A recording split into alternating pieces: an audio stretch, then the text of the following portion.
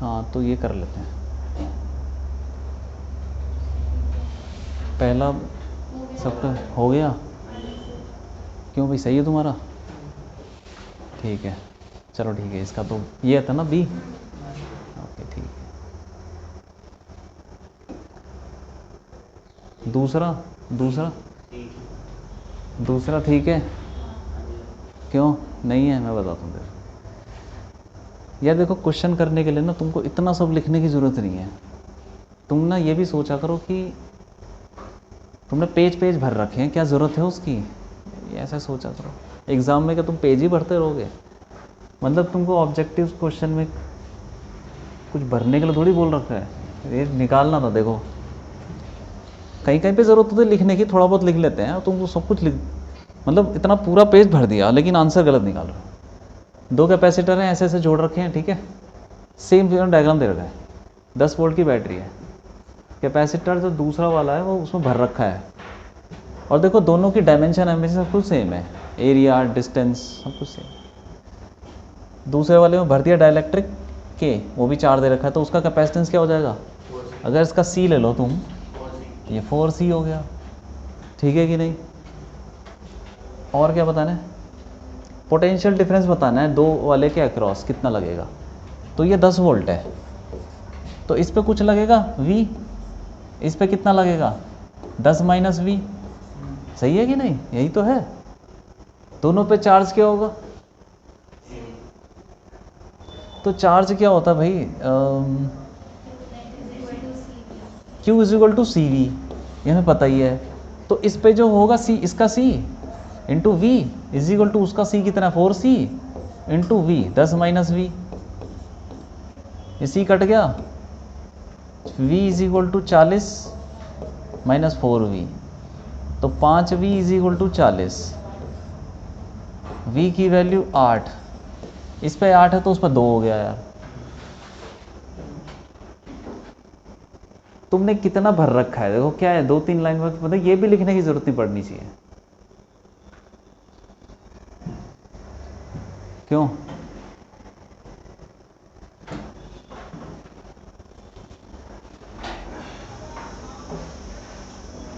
अब देखो अगले पे आ जाओ, ठीक है कि नहीं?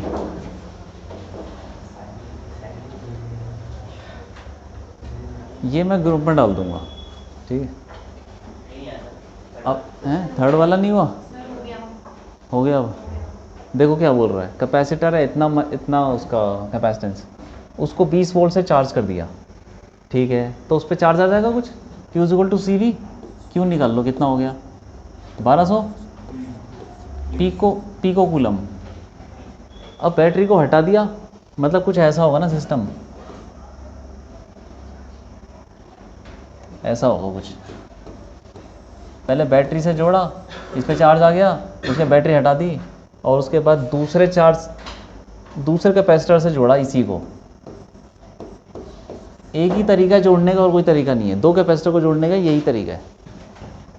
तो ये C, ये भी C, क्योंकि आइडेंटिकल है दोनों। और ये अनचार्ज था, इस पर कोई भी चार्ज नहीं था। उस पर तो चार्ज था ना Q, इस पर Q था इतना, इस वाले पे Q था, इस पर कुछ नहीं था। तो जब तुम जोड़ोगे तो थोड़ा बहुत चार्ज इधर उधर भाग जाएगा। तो मान लो यहाँ पे चार्ज आ गया Q, तो वहाँ कितना बचा? Q माइनस Q, ठीक है। जो भी है, चलो क्या बताना है? Change in energy. अरे एनर्जी बतानी है, कुछ भी नहीं है। ये भी निकालने की जरूरत नहीं है वैसे तो। हाँ, लेकिन Q²/2C से भी हो जाएगा। इसकी एनर्जी कितनी है? इनिशियल एनर्जी WI कितनी है? हाँ, Q²/2C 1200 इंटू 12। ऐसे मत करो, ऐसे मत करो, कैसे करो? ब्रश, क्या हो गया ये? चलो छोड़ो जो भी है, इसको ऐसे लिखो Q²/2C। सही है कि नहीं? इनिशियल एनर्जी, फाइनल एनर्जी, यहाँ पर कुछ होगी? चार्ज तो सेम ही है। अरे जो चार्ज शुरू में था टोटल तो उतना ही रहेगा। ये दोनों कैपेसिटर किस में लगे हुए हैं? पैरेलल में। तो इनका कॉम्बिनेशन बना लो, कुछ एक ही कैपेसिटर बना लो। कितना हो जाएगा? दोनों C और C है तो 2C हो गया। इस पे चार्ज कितना रहेगा, अरे जितना जो टोटल है, कहीं नहीं जाने वाला चार्ज, क्यू क्यू ही रहेगा। अब इस पे कितनी एनर्जी है, W final Q square upon 2 into 2c, Q square by 2c या c की जगह पे 2c चेंज कर लो, कितना हो गया भैया, ये ज़्यादा है, ठीक है। चेंज इन एनर्जी माइनस करो इसको, मतलब ऐसे करो ना, W I minus W F, कितना हो गया, दिस माइनस दिस, कितना आ जाएगा, क्यू स्क्वायर बाय 2c आ जाएगा, Q square 4c, sorry Q square by 4c, डाल दो इसके अंदर सब कुछ, क्यू तो दे ही रखा है तुमको 1200 इंटू 1200, पी को मतलब 10 की पावर माइनस 12, तो ये हो गया 10 की पावर माइनस 24 अपॉन 2c कितना है 60, पी को मतलब 10 की पावर माइनस 12, इसको करो कैलकुलेट, ठीक है, ये कट गया 10 की पावर माइनस है, हाँ 4 आएगा, तो ये कितना हो गया, ये 60 से काटोगे तो 20 आ गया, 4 से काटोगे तो 5 आ गया, 12 पंजे 60 कुछ है, आ जाएगा ये 6000 इंटू, ये आएगा 6000 इंटू 10 की पावर माइनस 12, मतलब 6 इंटू 10 की पावर माइनस 9, अरे किसी का 6 आ रहा है क्या, नहीं आ रहा, 6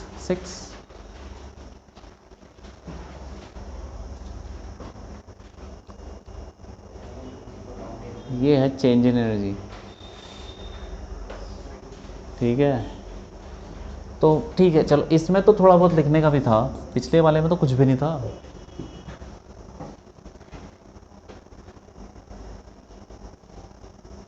और देखो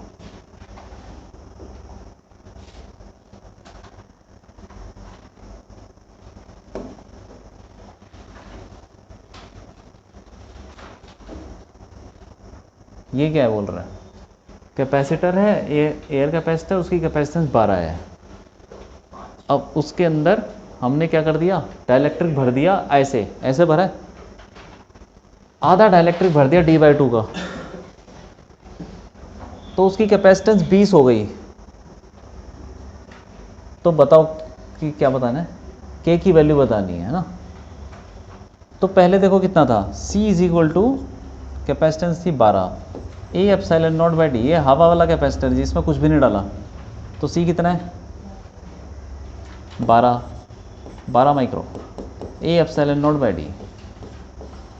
अब इस पूरे कैपेसिटर की कितनी कैपेसिटेंस 20 है, तो वो कैसे होगी, इसको तुम 2 टुकड़े मान लो, 2 कैपेसिटर मान लो, और वो दोनों किस में लगे हुए हैं, सीरीज में लगे हुए हैं, सिंपल सी बात है।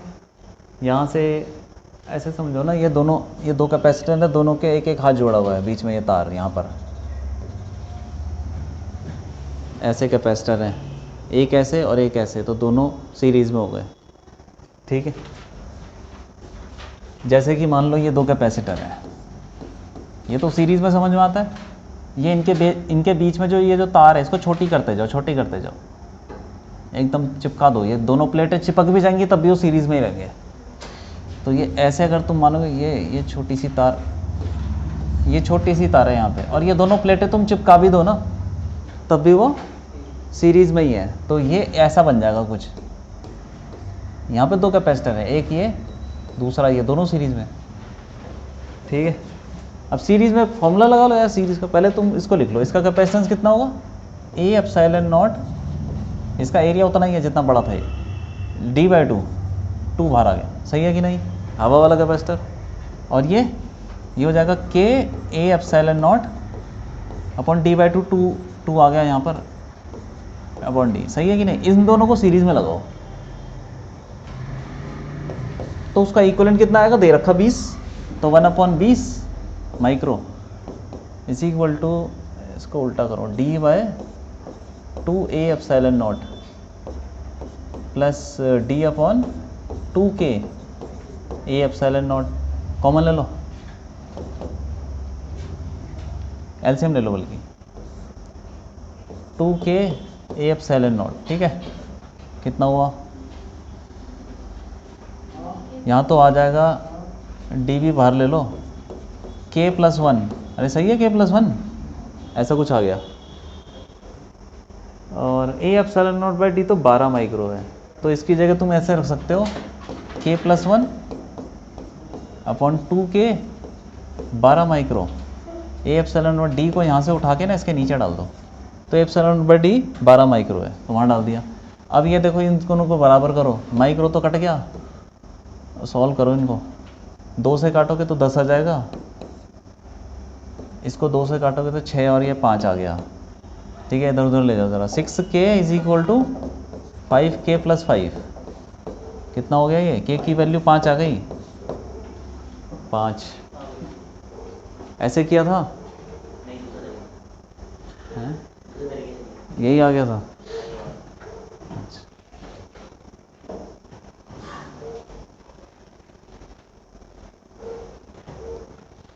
तो क्या था इसमें यार, मतलब ये क्वेश्चन तो होने चाहिए थे, ज़्यादा मुश्किल नहीं थे। अब ये ज़्यादा सर, ये तो सबने गलत किया है क्यों? हाँ बोलो।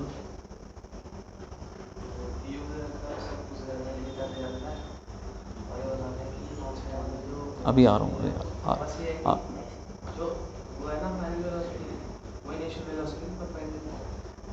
अभी बताता हूँ, अगला करो। देखो 3 कैपेसिटर जोड़ रखे हैं, तीनों बराबर हैं, तो इनका इक्विवेलेंट बताना है। तो बताओ सीरीज पैरेलल कुछ दिख रहा है? नहीं दिख रहा है? ये दोनों ये कहाँ से पैरेलल हो गए? दोनों हाथ कहाँ जुड़े हैं? बीच में ये नहीं आ गया? अच्छा पीछे से जुड़े हुए हैं, हाँ पैरेलल हो गए। और फिर उसके बाद बोलो, फिर ये दोनों, फिर इनका जो होगा वो इनके पैरेलल। क्यों भाई?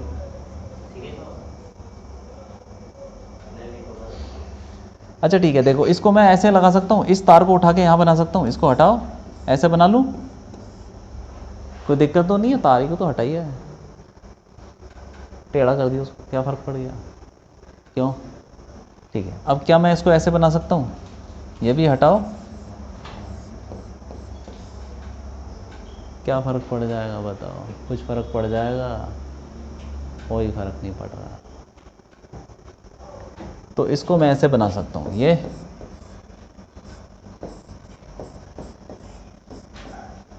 और फिर यहाँ से ये, ठीक है ऐसे बना लूँ, समझाने के लिए बता रहा हूँ, वैसे तो कुछ नहीं है, ये एक चीज़ बताता हूँ। ये कैपेसिटर इस तार के पैरेलल में है, इस तार के, वैसे तो पूरी तार के पैरेलल में, यहाँ से तो बनाया था ना, ये पूरी तार के पैरेलल में। तो ये तार का रेजिस्टेंस, तार का कैपेसिटेंस क्या होता है? 0। देखो मान लो कैपेसिटर है, अगर मैं ये इन प्लेटों को मैं जोड़ दूँ तो तार ही तो बन जाएगी। इन प्लेटों को जोड़ने से कैपेसिटेंस क्या हो जाएगी? A epsilon naught by D कितना हो गया? 0 हो गया। तो सी क्या हो जाएगा? इन्फिनिट हो जाएगा। इन्फिनिटी बहुत ज़्यादा हो जाएगा, तो ये इन्फिनिटी है। इस तार का कैपेसिटेंस को तुम बना सकते हो, बना दिया और उसको लिख दिया इन्फिनिटी कैपेसिटेंस। और ये इन्फिनिटी वाला इसके साथ किस में लगा हुआ है? पैरेलल में। इन दोनों को जोड़ दो पैरेलल, कितना हो गया? इन्फिनिटी ही आएगा, तो मतलब वो तार ही बन जाएगी एक। तो इसको हटाओ और एक तार बना दो, तो बन गया ये ऐसा। ये इन दोनों का इक्विवेलेंट एक तार ही हो गई और वो तार बना दी मैंने, सही है कि नहीं?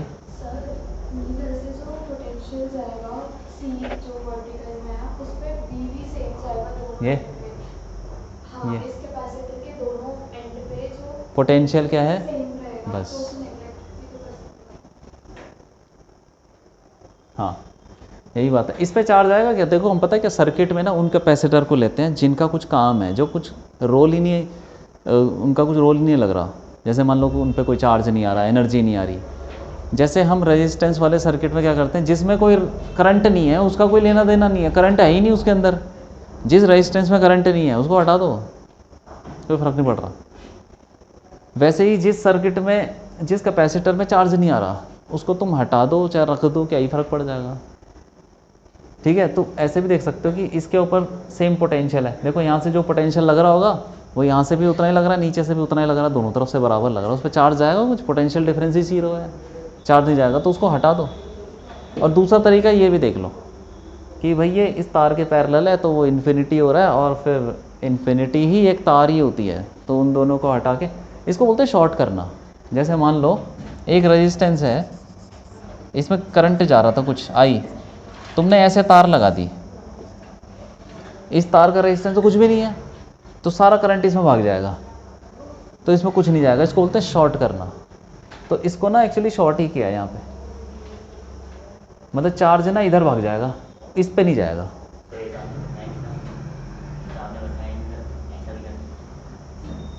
अरे ये तो बताया था यार, ये तुम्हें दिमाग लगाना है, कुछ तो तू लगाओ दिमाग। एक तार का कैपेसिटेंस क्या होगा बता दो, तार का क्या होना चाहिए, कैपेसिटेंस इन्फिनिट होना चाहिए, इतना तो तुमको सोचना चाहिए। ठीक है, अरे डी को 0 कर दो, तार का कैपेसिटेंस आ जाएगा। ये तो मैं तुमको बाद में बताऊंगा अगले चैप्टर में, शॉर्ट करना। करंट कहाँ गया, अच्छा हाँ जब अभी चल रहे हैं जो भी दिए गए तो पिछले चैप्टर। हाँ बोलो, समझ में आ गया? अरे तुमको पहले समझ में आया इन दोनों का, ये तो हट गया यार, ये देखो इधर, ये हट गया, ये दोनों बचे पैरेलल हो गया, 2C हो गया, 2C। समझ में? हाँ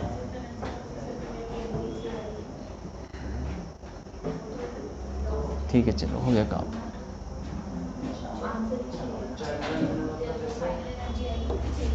हैं?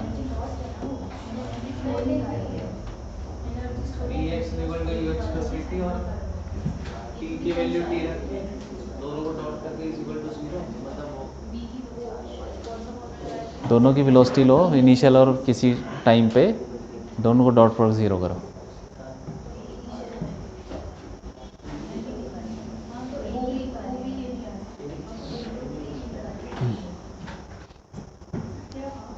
सेकंड चैप्टर कर लिया तुमने, सारे क्वेश्चन कर लिए क्या भाई? असाइनमेंट के कर लिए? नहीं किया असाइनमेंट के? CBSE वाला, CBSE वाला हो गया असाइनमेंट, कर लिया, हो गया? थोड़े से रह रहे हैं, तुमने किया, हो गए? टेस्ट ले लूँ? हाँ बताओ, बाद में देना है?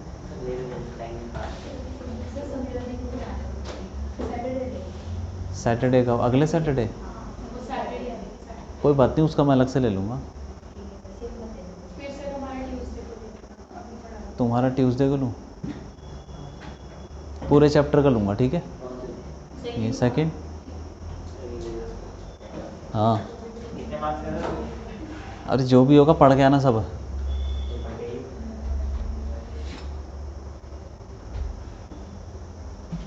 हमने क्या पढ़ लिया था बताओ?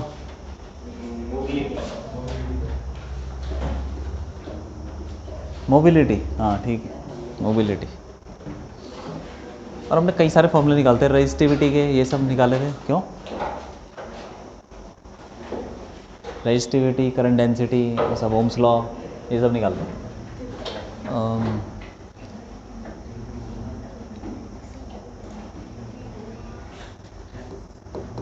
ये पढ़ते हैं लिमिटेशंस।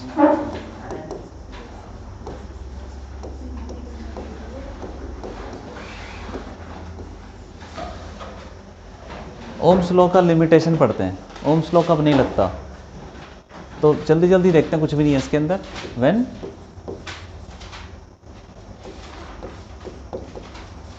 पोटेंशियल, अच्छा ओम्स लॉ कब लगता है बताओ, कब लगता है ओम्स लॉ? ओम्स लॉ तुम्हें पता तो ना क्या चीज़ है ये? V = IR scalar form. इसका अगर हम ग्राफ अगर बोलें तो क्या, कैसे बोलते हैं इसको ओम्स लॉ को? कि potential difference is directly proportional to current. क्यों?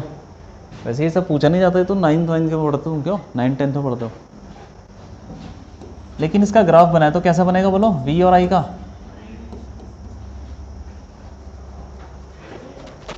कैसा बनेगा? स्ट्रेट लाइन बनेगा, ठीक है। तो इसमें ये थीटा क्या होगा, टेन थीटा, बताओ।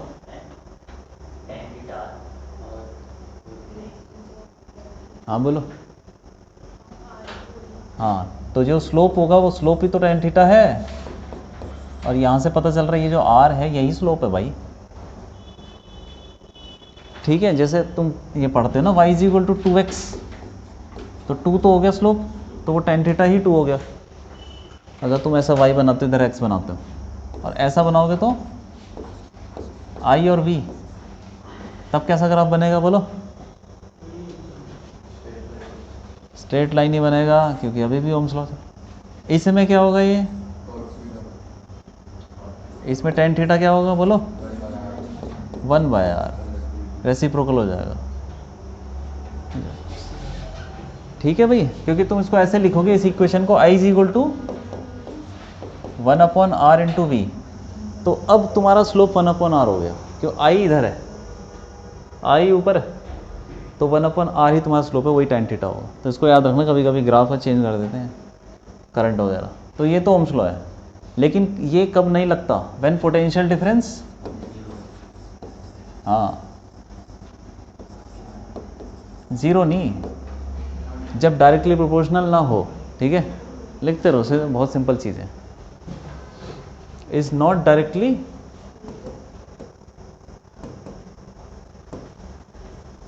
Proportional to current,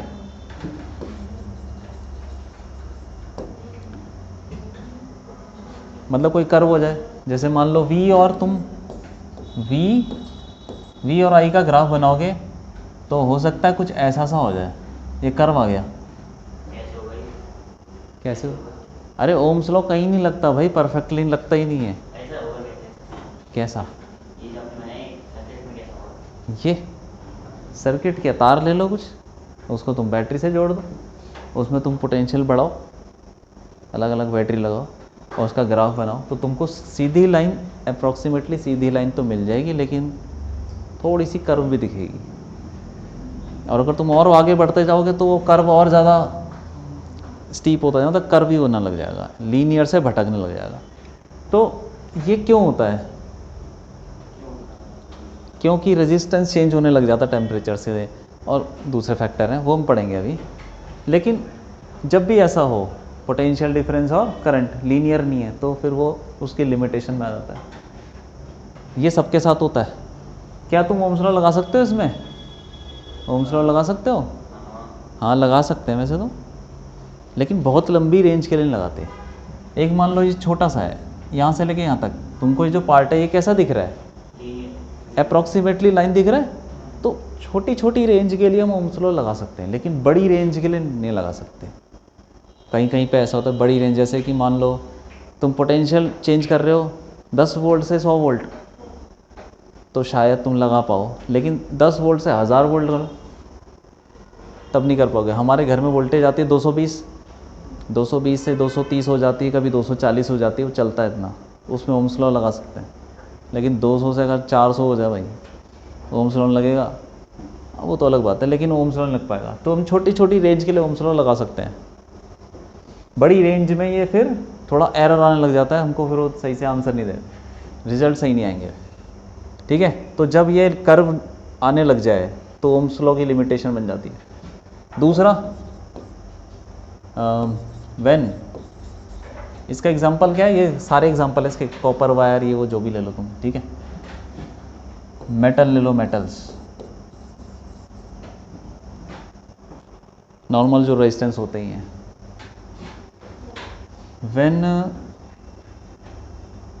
when current depends on polarity of potential difference,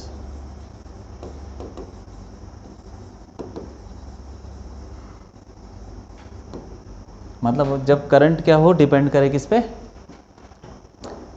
polarity of potential difference. का मतलब क्या हुआ कि तुमने एक बार कुछ, मान लो तुम्हारा कोई डिवाइस है, तुमने उससे बैटरी ऐसे लगाई तो कुछ करंट आया, ठीक है।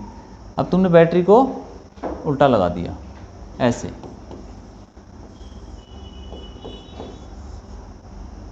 तो यहाँ से कुछ करंट आया, वो कुछ अलग ही आ गया, कुछ अलग ही दिखा रहा है। लेकिन आमतौर पे ऐसा होते हैं, जब हम ओम्स लॉ को फॉलो करवाते हैं किसी डिवाइस पे, मान लो बैटरी है और एक तुम बाज़ार से बल्ब लाओ छोटा सा, उस बैटरी को कैसे भी जोड़ दो तुम, ऐसे जोड़ दो, जब उल्टा करके जोड़ दो बल्ब जलता ही है और वैसे ही चलता है। क्यों? ऐसा तो देखा ना तुमने। तुम जैसे हम बल्ब लगाते हैं होल्डर में, तो वो उसमें ये थोड़ी लिखा होता कि ये वाला ऊपर लगाना, उसको नीचे लगाना, कैसे भी घुसेड़ दो उसको। तो बल्ब को ऐसे लगा दो चाहे वैसे लगा दो, कोई फ़र्क नहीं पड़ रहा, कुछ नहीं पड़ रहा। चलो ये तो एसी भी है, जहाँ पे डीसी है, जो बैटरी है, बैटरी से तुम कुछ जैसे लैपटॉप है, लैपटॉप में चलो उसमें भी 3 होते हैं, जैसे मिक्सी है, ठीक है, तो तुम उसको तुम ऐसे डालो चाहे ऐसे डालो, 2 तो होते हैं ना छेद मिक्सी में जो होते हैं, वो सॉकेट, कैसे भी डाल लो क्या फ़र्क पड़ रहा है। तो वहाँ पे ओम्स लॉ चल रहा है, क्योंकि कैसे भी डालो करंट सेम आएगा। लेकिन किसी किसी डिवाइस में ऐसा नहीं होता भाई, उल्टा कर दोगे तो ये कुछ गड़बड़ हो जाएगी, ठीक है, तो तब ओम्स लॉ फॉलो नहीं करता। इसका क्या एग्जांपल है, मान लो यहाँ पे करंट है, यहाँ पे वोल्टेज है, अगर तुमने वोल्टेज एक तरफ रखी तो कुछ ऐसा सा ग्राफ आ रहा है, और वोल्टेज को अगर तुमने पलट दिया, नेगेटिव कर दिया मतलब, तो यहाँ से कुछ ऐसा ग्राफ आ जाता है। यह कुछ अजीब ही है, अलग ही है, और ऐसा सच में होता है किसी किसी डिवाइस में, ठीक है। ये सेमीकंडक्टर्स में होते हैं।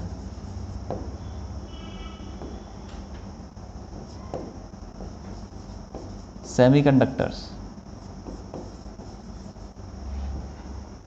उसमें भी सेमीकंडक्टर में भी लिख लो तुम पीएन जंक्शन,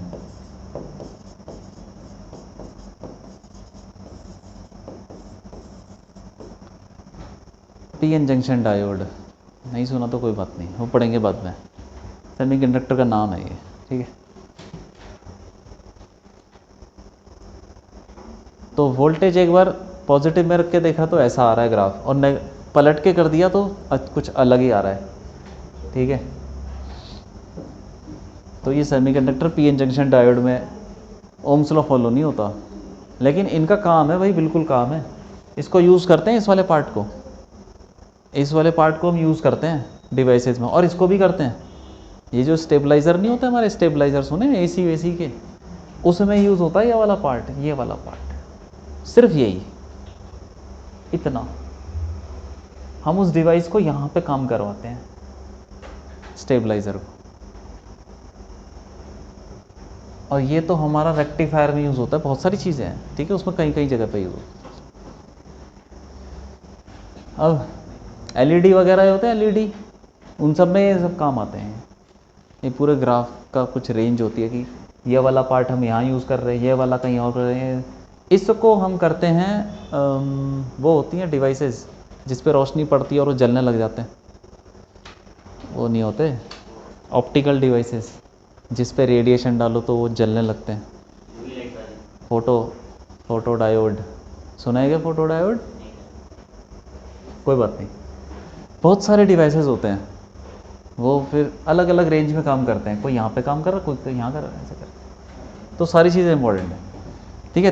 तीसरा बताओ, तीसरा क्या हुआ? तीसरा लिमिटेशन हो गया कि जब व्हेन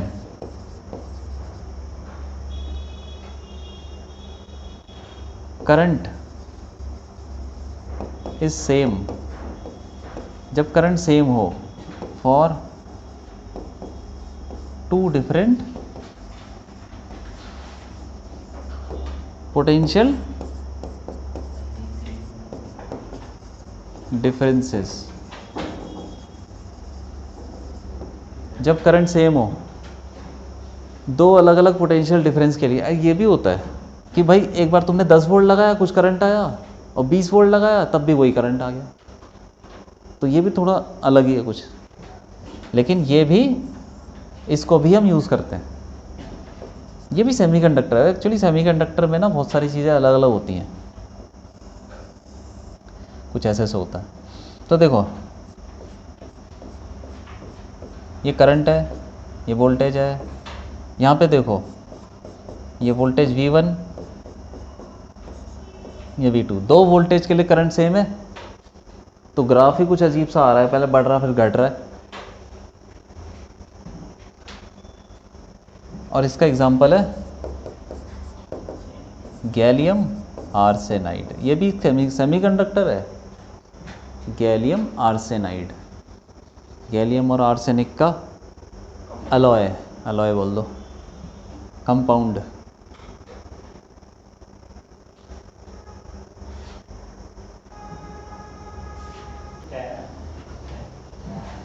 अरे लिख लिया क्या?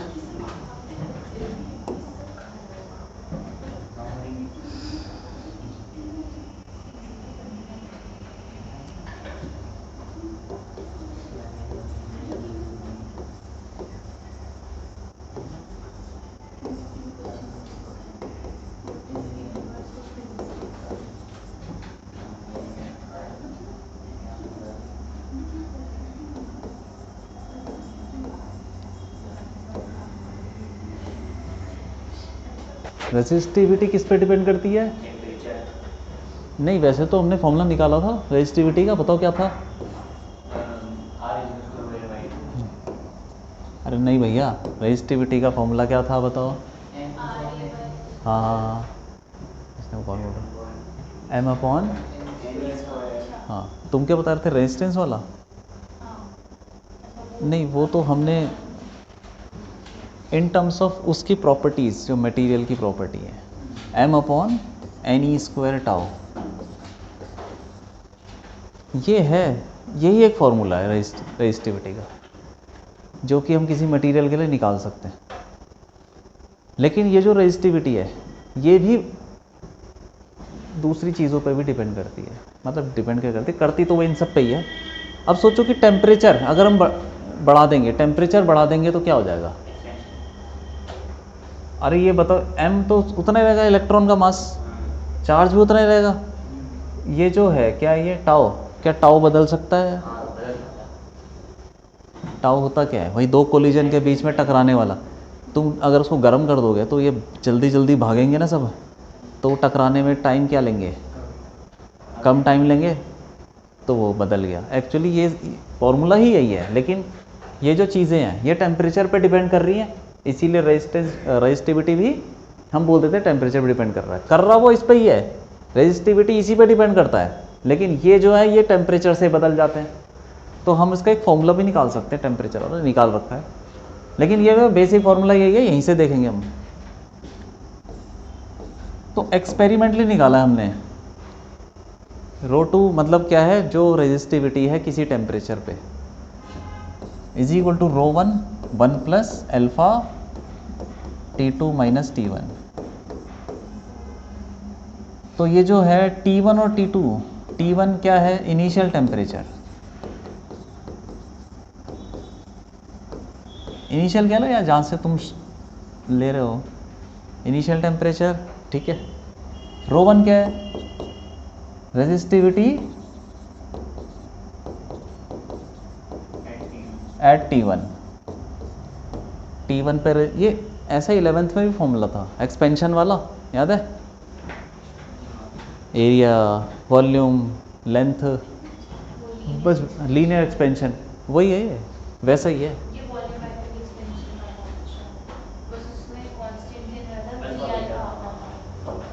ये थोड़ा रेजिस्टेंस वाला हो गया, अलग हो गया। T2 क्या है, final temperature,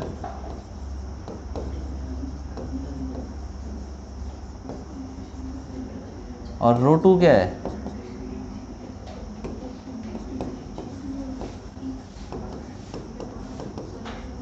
resistivity eight T2। ये फॉर्मूला हमने एक्सपेरिमेंट से बनाया है कि भाई देखा हमने हर मटेरियल के लिए, देखा कैसे कैसे चेंज हो रहा है, फिर हमने देखा है अंदाज़न इसको फॉलो कर रहा है तो लिख दिया। रेजिस्टिविटी का एक्चुअल फॉर्मूला यही है, ये हम तब यूज़ करेंगे जब टेम्परेचर दे रखा हो, क्योंकि तुम टाउ नहीं बता सकते ना टेम्परेचर के साथ। अल्फ़ा क्या चीज़ है, अल्फ़ा एक कोफिशिएंट है, टेम्परेचर कोफिशिएंट,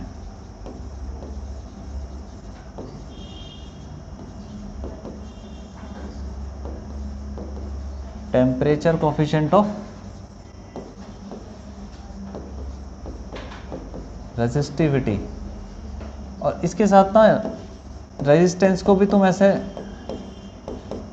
रेजिस्टिविटी ऐसे चेंज होती है तो रेजिस्टेंस भी चेंज हो जाएगा। रेजिस्टेंस का भी फॉर्मूला सेम ही है, R2 equal to R1 1 plus alpha T2 minus T1 लगा सकते हो दो टेम्परेचर के बीच में ये, ठीक है, लिख लो।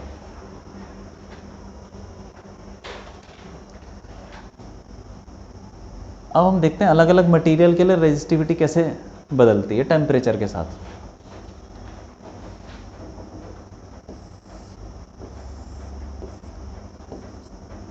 ये मान लो कंडक्टर के लिए कर रहे हैं,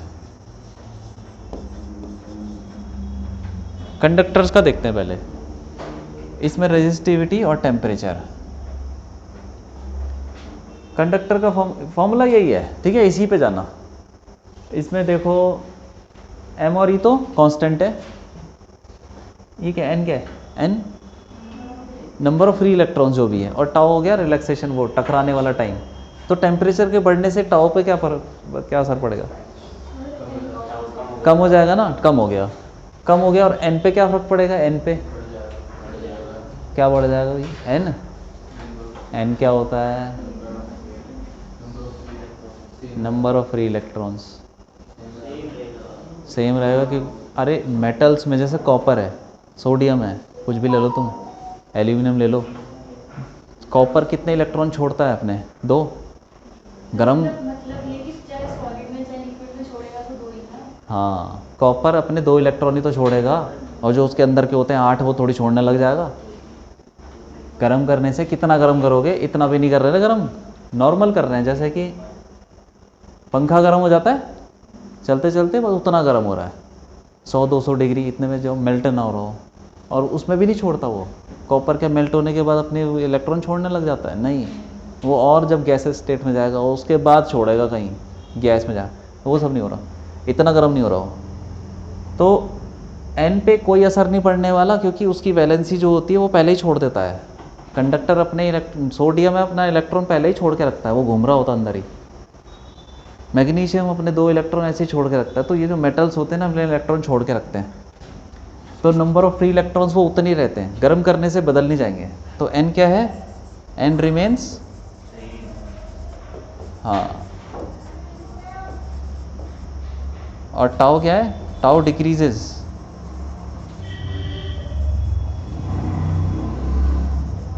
विद इंक्रीज इन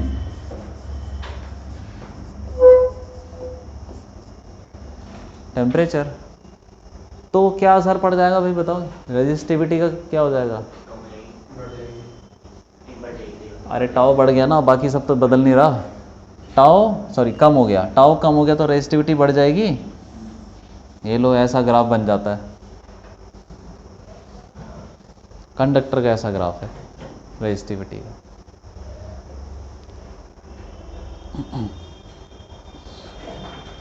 ठीक है, दूसरे पे आ जाओ, ये हो गया तुम्हारा सेमीकंडक्टर का लेते हैं। सेमीकंडक्टर या फिर और इंसुलेटर।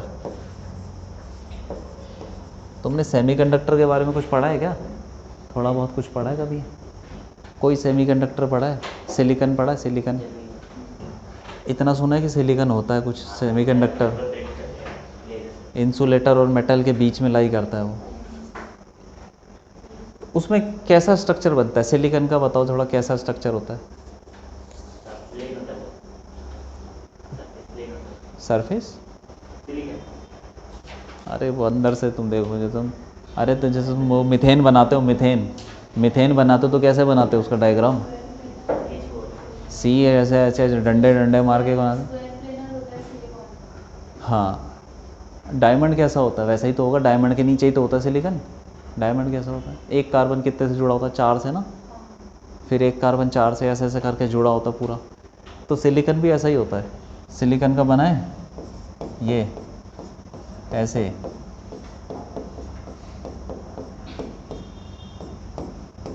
ये वो जुड़ा, अब देखो ऐसे तो देखा जाए इसमें फ्री इलेक्ट्रॉन्स कितने हैं, कितने फ्री इलेक्ट्रॉन्स हैं भाई?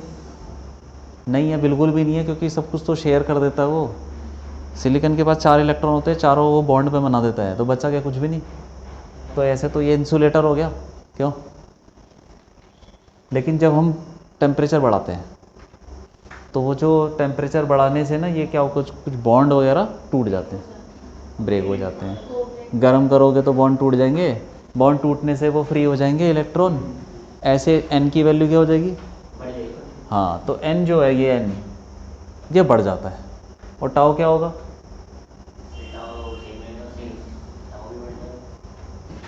टाउ का क्या होगा? टाउ बढ़ जाएगा। टाउ को तो घटना ही है। मान लो शुरू में अभी रूम टेम्परेचर है, इस टेम्परेचर पे कुछ बॉन्ड टूटे होंगे इसके? क्यों क्यों नहीं टूटे होंगे भाई? ये तो हमारे लिए तो नॉर्मल है, सिलिकॉन के लिए बहुत गर्म है। 0 केल्विन बहुत ठंडा होता है ना, वो उसके लिए ठंडा है। 0 केल्विन बहुत ठंडा जो होता है, सब कुछ जम जाता है, वो सिलिकॉन के लिए काफ़ी ठंडा है। काफ़ी नहीं मतलब नॉर्मल ठंडा, जहाँ वो जम गया, सारे बॉन्ड बने हुए हैं, कोई भी नहीं टूटा। लेकिन जैसे जैसे 0 केल्विन के बाद 50 केल्विन हमारे लिए बहुत ठंडा है, इसके लिए थोड़ा सा गर्म है, थोड़ा गर्मी हो गई और तभी बॉन्ड टूटने लग जाते हैं। 100 केल्विन हमारे लिए बहुत ठंडा हो गया, -100 डिग्री, क्यों? इसके लिए गर्मी हो गई, वहाँ 100 केल्विन में ही गर्मी हो गई, बॉन्ड टूटने लग जाते हैं। तुम्हें लग रहा है कि ये तो ठंडा, इतना बर्फ़ जम रही है, अरे इसके लिए गर्मी है वो 100 केल्विन। 0 डिग्री ठंडा, इसके लिए बहुत गर्मी है, बॉन्ड टूटे बहुत सारे, ठीक है। और रूम टेम्परेचर और गर्म, और फिर और गर्म करोगे तो फिर तो और गर्म हो जाएगा। हमें ऐसा लगता है 50 डिग्री बहुत ज़्यादा गर्म है और -10 डिग्री बहुत ठंडा है। हमारी रेंज यही है, -10 क्या है यार, 0 से 50 में ही हम लाई करते हैं, क्यों? और ये लाई करते हैं 0 केल्विन से 500 केल्विन, 1000 केल्विन, ऐसे इनकी एक्टिविटी कुछ ऐसे ही चलती है। जो भी है, तो टेम्परेचर ये ऑलरेडी गर्म है, यहाँ पे बॉन्ड टूटे हुए, तुम और गर्म करोगे तो टूट जाएगा। तो यहाँ पे मान लो रूम टेम्परेचर पे 1 लाख इलेक्ट्रॉन होंगे कुछ, तुम गर्म करोगे तो उनका जो टाउ होगा वो क्या हो जाएगा? कम ही तो हो जाना है, टाउ तो कम ही होगा, लेकिन एन बढ़ता रहेगा, ठीक है। तो एन इंक्रीजेस विद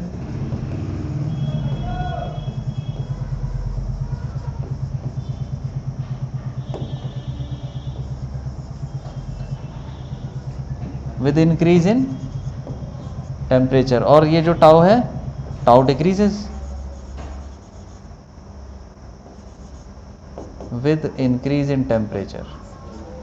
तो n बढ़ गया, टाउ घट गया, क्या हो जाएगा बताओ? क्या हो जाना चाहिए? n बढ़ गया, टाउ घट गया,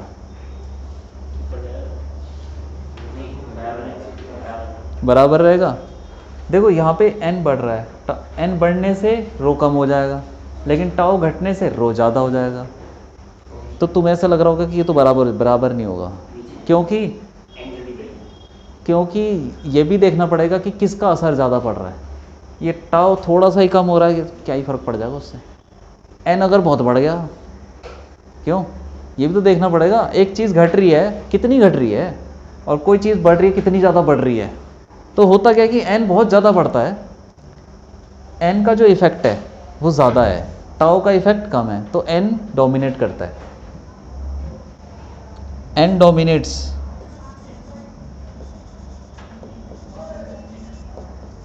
ओवर टाउ।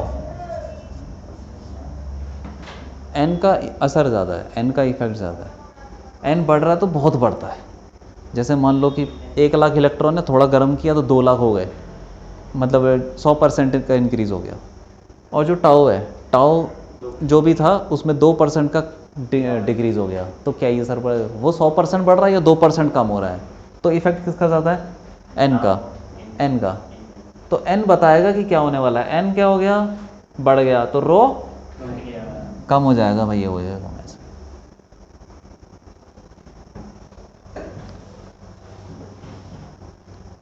ठीक है,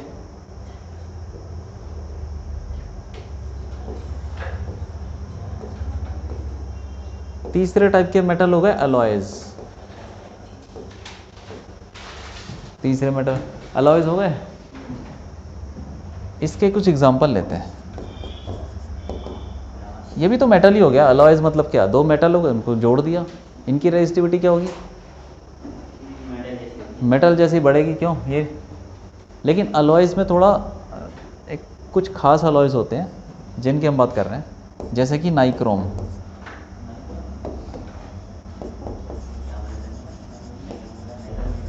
नाइक्रोम या मैंगनीज, मैंगनीज, ये सब अलॉयज हैं। एक और है कॉन्स्टेंटन, ये हैं मटेरियल, ये अलॉयज हैं। इनकी रेजिस्टिविटी बढ़ती है लेकिन ज़्यादा नहीं बढ़ती। देखो बढ़ रही है लेकिन ज़्यादा नहीं बढ़ रही, तो लगभग कांस्टेंट रहती है रेजिस्टिविटी। इनका रेजिस्टेंस कांस्टेंट रहता है ऑलमोस्ट, इसीलिए इनको यूज़ किया जाता है स्टैंडर्ड रजिस्टर में। जैसे मान लो कि स्टैंडर्ड मतलब जिसका रेजिस्टेंस चेंज ना हो, गर्म कर दो ठंडा कर दो उससे चेंज नहीं होता। ठीक है, it is used in standard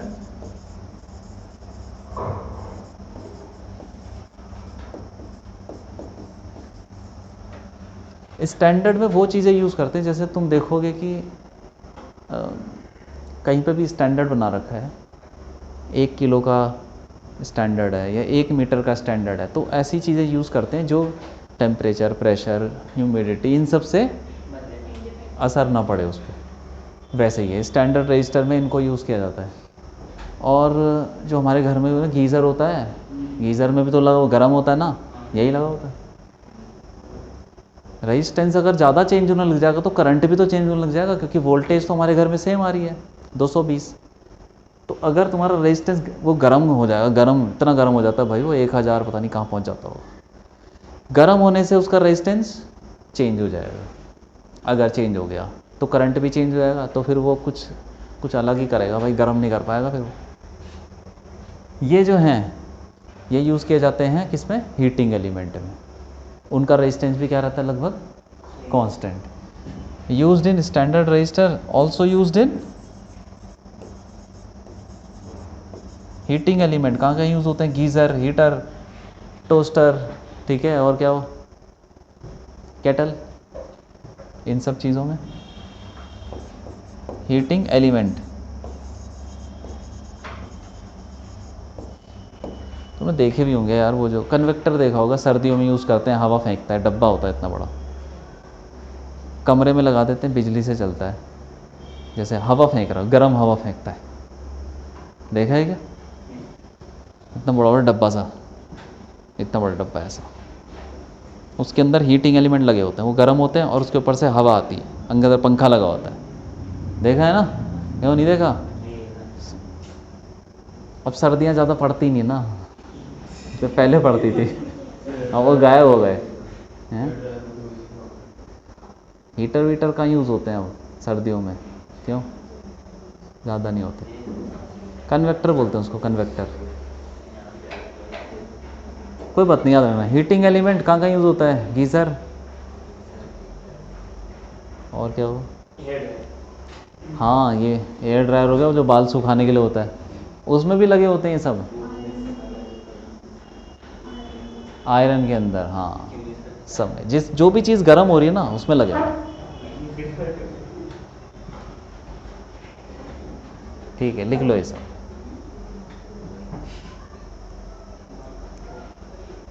ये सब याद रखना, पूछ लेते हैं क्वेश्चन, ये इसके एग्जाम्पल भी याद रखो, ठीक है। लिख लिया ये सब।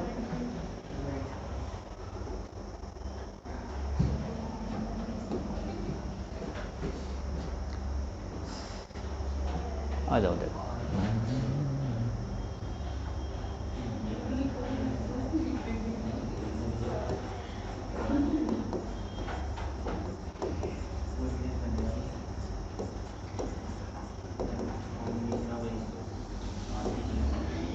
ये रेजिस्टेंस क्या है ना, रेजिस्टेंस वही सीरीज़ पैरेलल वगैरह वगैरह देख लेते हैं। तूने थोड़ा पढ़ भी रखा है, लेकिन इसको ना थोड़ा सा ऐसे समझो जैसे हमने कैपेसिटर पढ़ा था कि बैटरी ऐसे लगाई है, पोटेंशियल किस किस पे सेम क्या हो जाता है, करंट कैसे सेम रहता है, और जैसे उसमें पढ़ा था बिल्कुल वैसा ही है, सेम कहानी। तो पहला हम सीरीज़ ले लेते हैं।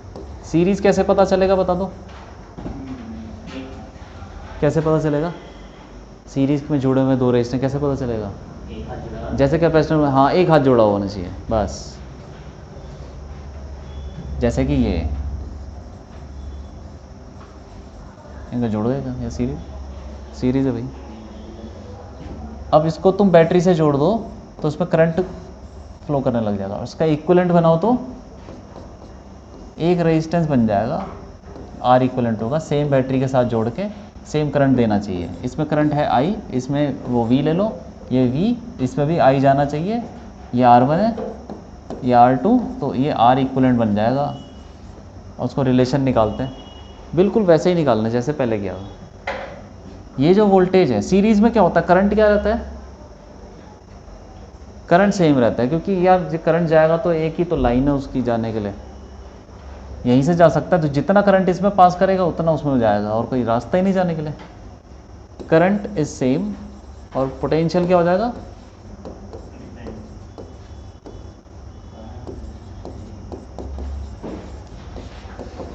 पोटेंशियल डिफरेंस क्या हो जाएगा, वो डिवाइड हो जाएगा, डिवाइड, थोड़ा उसमें लगेगा थोड़ा इसमें लगेगा, ठीक है, गेट्स डिवाइडेड। अभी इसके क्वेश्चन भी करते हैं एक दो, तो जल्दी से निकाल लेते हैं सीरीज पैरेलल, कुछ भी नहीं है। तुमने डेरिवेशन नहीं की होगी 10th में, लेकिन अभी कर लो, ठीक है। देखो इस पे लग जाएगा V1, इस पे लग गया V2, ओम्स लॉ तो लग रहा है, ओम्स लॉ लगाओ, ओम्स लॉ लगा लो दोनों पे। V1 is equal to I R1, और V2 आई R2, ठीक है, ओम्स लॉ लगाया, क्या हो गया?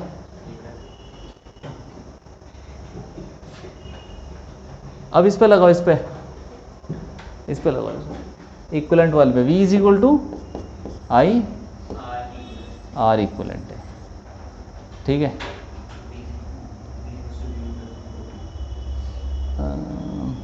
हाँ, तो V is equal to V1 plus V2 हमें पता ही है, डिवाइड हो रखा है, तो सब इसमें डाल दो, ये आई R equivalent, I R1 plus I R2, I cut गया, ये आ गया R1 प्लस R2, ठीक, R1 प्लस R2 हो गया, बिल्कुल वैसे ही फॉर्मूला है। सीरीज़ में क्या होता है ना, सीधा रेजिस्टेंस ऐड होते हैं। पैरेलल वाला निकाल सकते हो, निकालो, करो।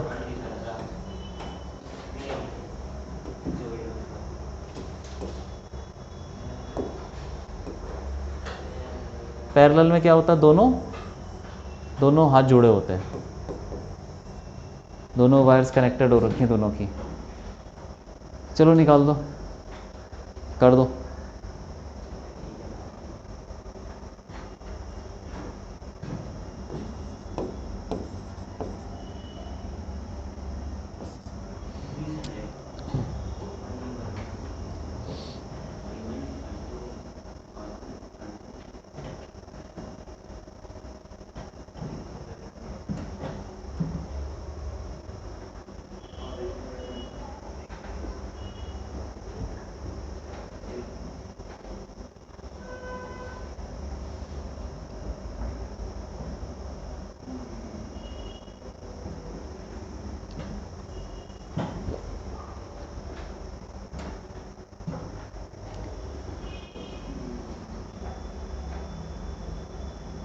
करो पैरेलल वाला करो,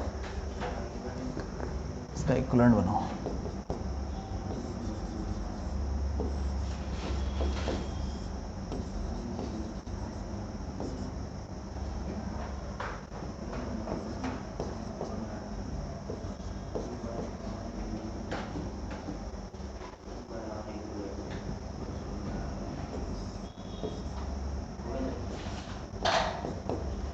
पैरेलल में क्या सेम रहेगा?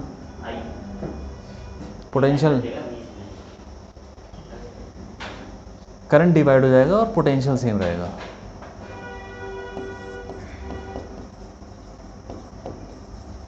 पोटेंशियल डिफरेंस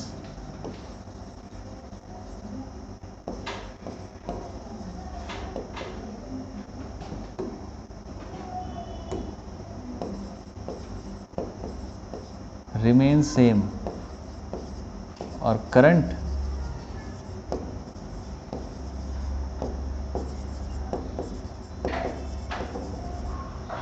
डिवाइड हो गया, करंट डिवाइड। तो इसको तुम कैसे लिखोगे? पोटेंशियल डिफरेंस की ओम्स लॉ लगा लो सब पे। तो V is equal to I1R1, V is equal to I2R2, V और उस पर लगाओ V is equal to IR equivalent.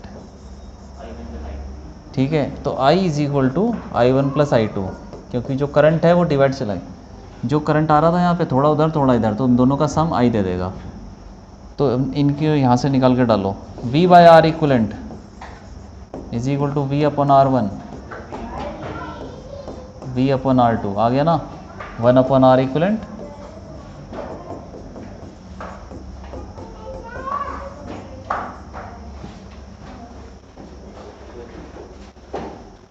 ठीक है, हो गया काम? हाँ ठीक है, चलो लिख लिया।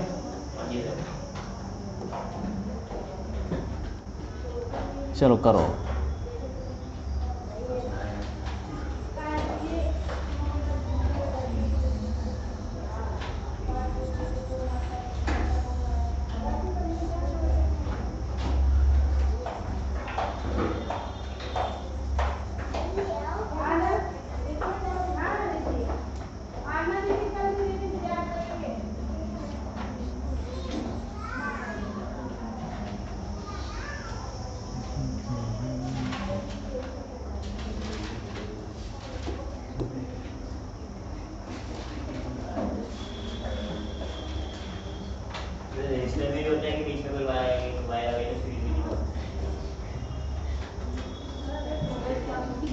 क्या हो गया? हाँ क्या होगा?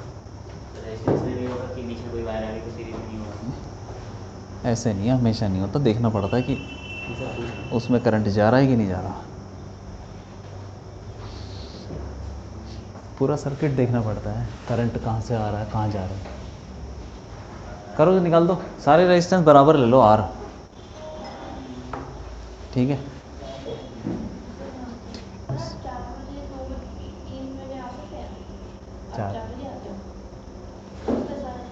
ठीक।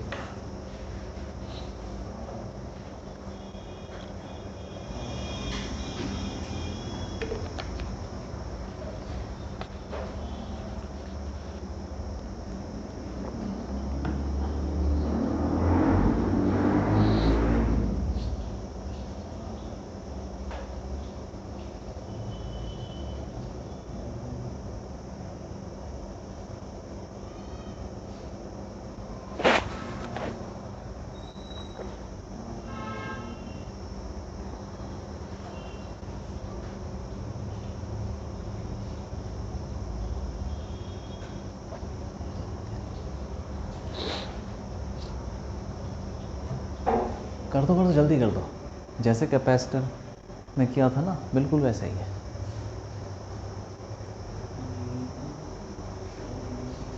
क्यों लग रहा है कुछ समझ में आ रहा है? क्या क्या है?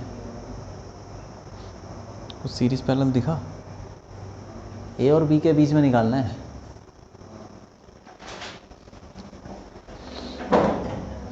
ये सब R हैं, R।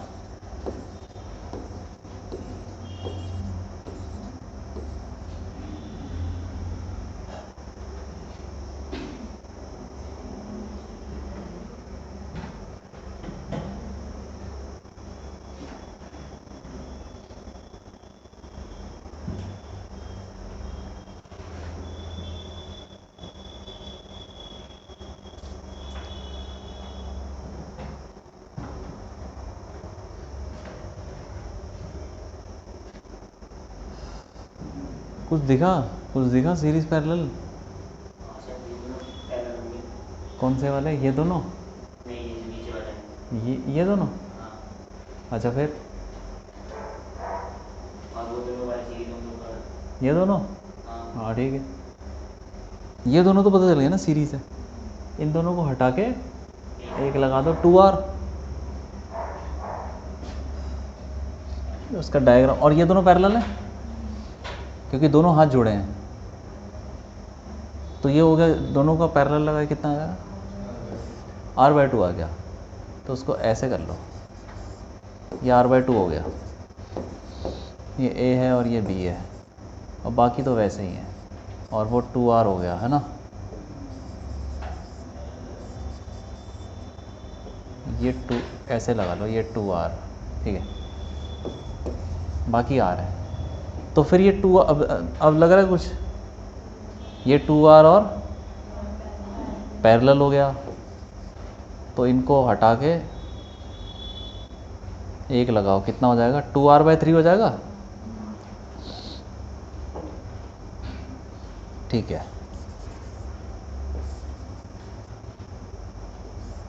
ऐसे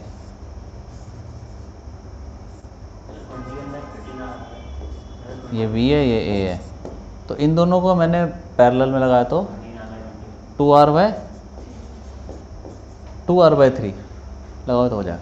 फिर ये दोनों सीरीज हो गया, 2R/3 प्लस R कितना हो जाएगा, 5R/3। फिर इसको तुम डायग्राम बनाओ यहाँ से, फिर यहाँ गया, ऐसे करके डायग्राम बनाओगे ना 2-3 बार तो समझ जाओगे।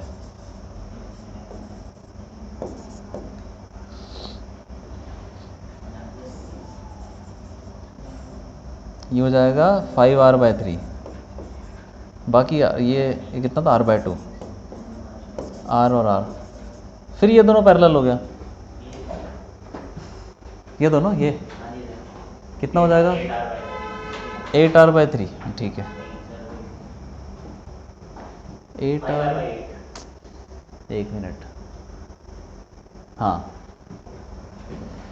इसके बाद यहाँ जाओगे तो ये तो वैसा ही है, R/2 R, ये दोनों पैरेलल में लग के 5R/8 हो जाएगा, सही है।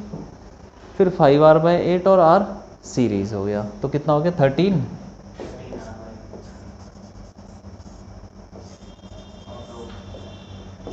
13R/8 और ये R/2,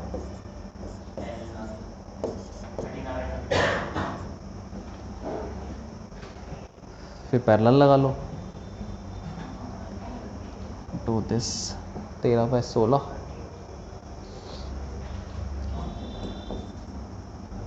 देखो ये जो है रेजिस्टेंस तुम निकालते हो ना पैरेलल में, तो इसको लेते हो ना LCM, R1 R2 R1 plus R2, तो इसको रिवर्स करना है, तो ये फॉर्मूला भी याद रख सकते हो।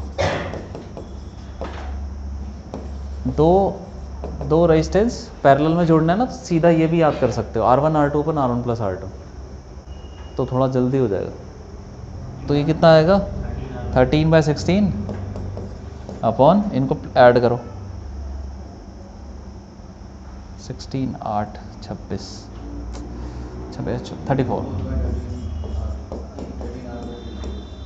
13/34 बस आ गया। तो R इक्वलेंट आ जाएगा 13R/34।